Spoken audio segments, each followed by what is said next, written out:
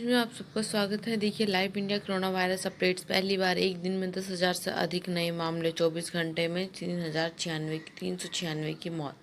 भारत में corona virus के खिलाफ जारी जंग में कुछ राहत मिलती दिख रही है। देश में लगातार तीसरे दिन स्वस्थ हुए मरीजों की संख्या सक्रिय मामलों से ज़्यादा रही।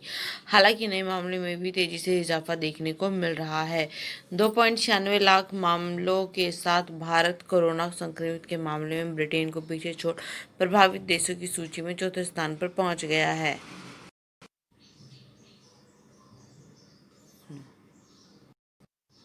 देश में पिछले 24 घंटों के दौरान 10,956 नए मामले सामने आए हैं, जो अब तक का सर्वाधिक एक दिन का आंकड़ा है। ये देखिए, ब्रिटेन की अदालत ने भगोड़े हीरा व्यापारी नीरव मोदी को 9 जुलाई तक हिरासत में भेजा। पंजाब नेशनल बैंक पीएनबी धोखाधड़ी और मनी लॉन्ड्रिंग मामले में आरोपित भगोड़े हीरा व्यापारी नीरव मोदी को ब्रिटेन की एक अदालत ने गुरुवार को 9 जुलाई तक के लिए हिरासत में भेज दिया है। पिछले साल मार्च में अपनी गिरफ्तारी के बाद से वह दक्षिण पश्चिम लंदन के वेड्सवर्थ जेल में बंद है। लंदन में वेस्टमिनिस्टर मजिस्ट्रेट कोर्ट में सुनवाई के लिए वह वीडियो लिंक के जरिए पेश हुआ। भारत ने ब्रिटेन से 49 वर्षीय ज्वेलर को प्रत्यार्पित करने का अनुरोध किया है। आइए आपको बताते हैं क्या है मामला। नीरव और मेहुल के खिलाफ ईडी ने prevention of money laundering act के तहत मुकदमा दर्ज कर रखा है। दोनों कारोबारियों ने पंजाब नेशनल बैंक से करीब 14,000 करोड़ का घोटाला किया है। घोटाले के बाद दोनों कारोबारी जो थे वो भारत से भाग गए। नीरव मोदी को मार्च 2019 में लंदन में ब्रिटिश पुलिस ने गिरफ्तार कर लिया और इसमें वह वहां की जेल में बंद है। उसे भारत लाने के लिए जांच एजेंसियां प्रत्यर्पण की प्रक्रिया आगे बढ़ा रही है, जबकि मेहुल चौकसी फरार है।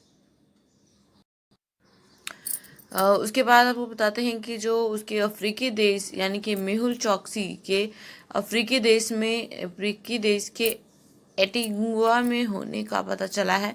भारत सरकार उसे भी लाने के लिए कूटनीतिक प्रयास कर रही है। ये देखिए, केंद्रीय मंत्री जावड़ेकर बोल रहे हैं कि पीएम मोदी ने पहले ही दी थी कोविड-19 संकट के बारे में चेतावनी। यानी कि केंद्रीय मंत्री प्रकाश जावड़ेकर ने गुरुवार को कहा कि 30 जनवरी को देश में पहला कोविड-19 मामला सामने आया था, लेकिन प्रधानमंत्री नरेंद्र मोदी जी ने पहले से ही जानते थे कि यह संक्रमण एक गंभीर खतरा है और पूरी दुनिया इससे प्रभावित होने वाली है।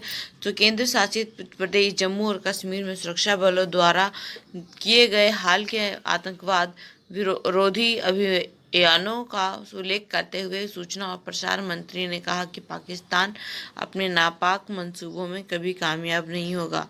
मोदी सरकार के दूसरे कार्यकाल के 1 साल पूरा होने के उपलक्ष्य में सौराष्ट्र और मध्य गुजरात क्षेत्र के लिए जन सम्मान रैली नामक वर्चुअल रैली को संबोधित कर रहे थे। उन्होंने कहा कि पिछले साल तक किसी ने भी कोरोना वायरस का नाम नहीं सुना था। भारत में कोरोना वायरस का पहला मामला 30 जनवरी को केरल में दर्ज किया गया था। भाजपा के वरिष्ठ नेता ने कहा कि पहला मामला सामने आने से के लगभग 1 महीने पहले पीएम ने हमें हर कैबिनेट मीटिंग में बताते थे कि यह एक गंभीर खतरा है और ये दुनिया भर में फैल सकता है।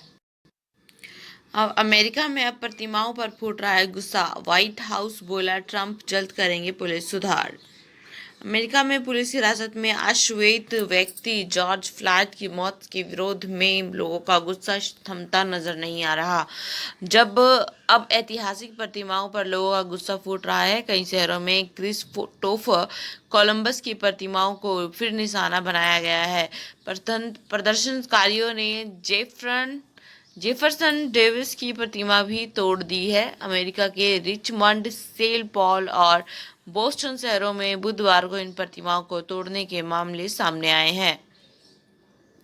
सैन्य प्रतिष्ठानों के नाम बदलने के प्रस्ताव को मंजूरी। इधर एक महत्वपूर्ण घटनाक्रम में सीनेट के सदस्यों ने कन्फेडरेशन से जुड़े सेना नायकों की प्रतिमाओं को हटाने और उनके नाम से स्थापित सैन्य प्रतिष्ठानों के नाम बदलने के प्रस्ताव को भी मंजूरी दे दी है।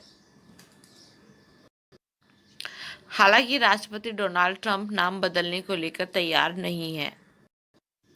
ये देखिए, कई महीनों में लॉकडाउन के चलते वाहनों के रजिस्ट्रेशन में आई 89% की गिरावट।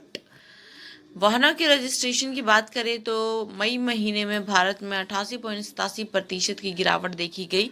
ऑटोमोबाइल डीलर संघों का संघ एडीए द्वारा जारी किए गए आंकड़ों के मुताबिक कई महीनों में कुल 2,02,97 वाहनों के रजिस्ट्रेशन हुए हैं, जबकि इसे बीते वर्ष की समान अवधि में यह आंकड़ा 18,21,650 वाहनों का रहा था।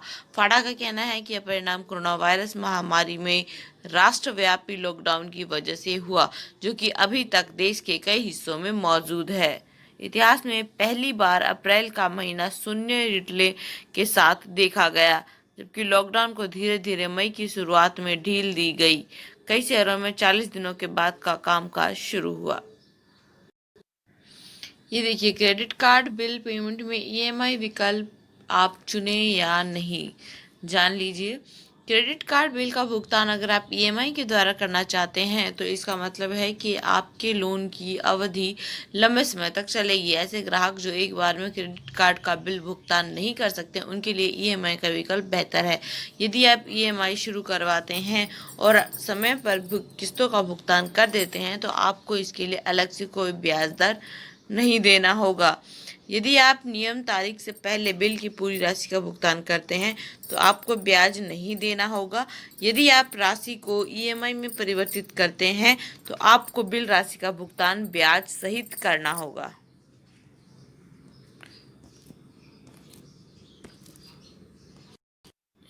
MP politics. मध्य प्रदेश में उपचुनाव के लिए भाजपा ने बनाई रणनीति, कांग्रेस को ऐसे देगी मात। आइए जान लेते हैं। उपचुनाव की तैयारियों को लेकर भारतीय जनता पार्टी ने 11 विधानसभा क्षेत्रों की कोर कमेटी के साथ बैठक की है।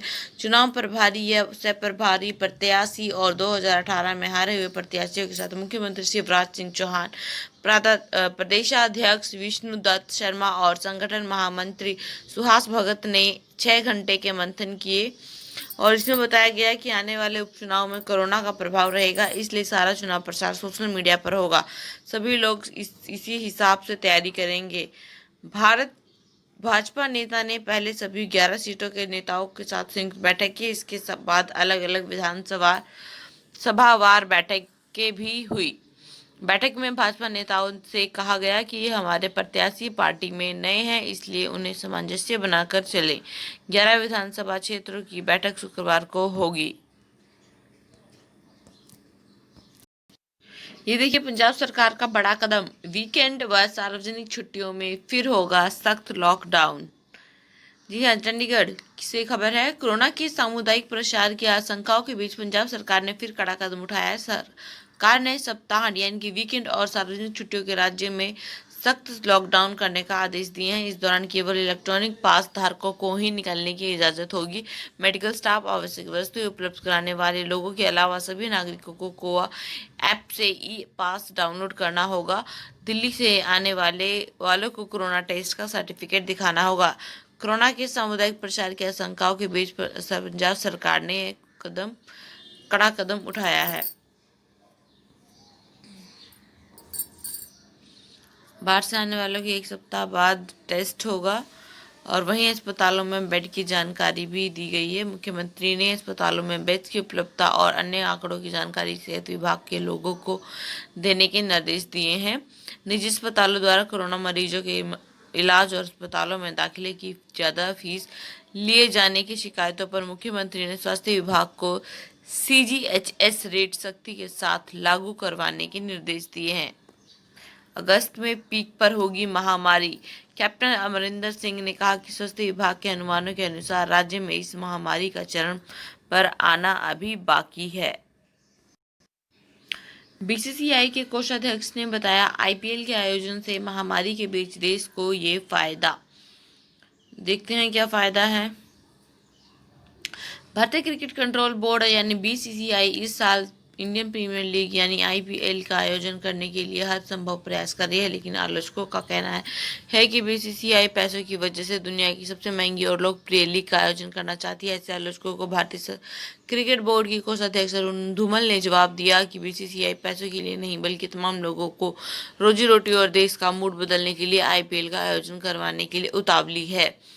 बीसीसीआई के कोषाध्यक्ष अरुण धूमल ने कहा कि इंडियन प्रीमियर लीग सिर्फ एंटरटेनमेंट नहीं है, बल्कि इससे सैकड़ों लोगों की जिंदगी भी चलती है, जो कि इस पर निर्भर है। धूमल ने कहा कि हम आईपीएल को इसलिए भी आयोजित करना चाहते हैं जिससे कि इस कोरोना कोरोना वायरस की महामारी में लोगों का थोड़ा सा मूड बदल जाए, क्योंकि लोग अभी डरे हुए हैं।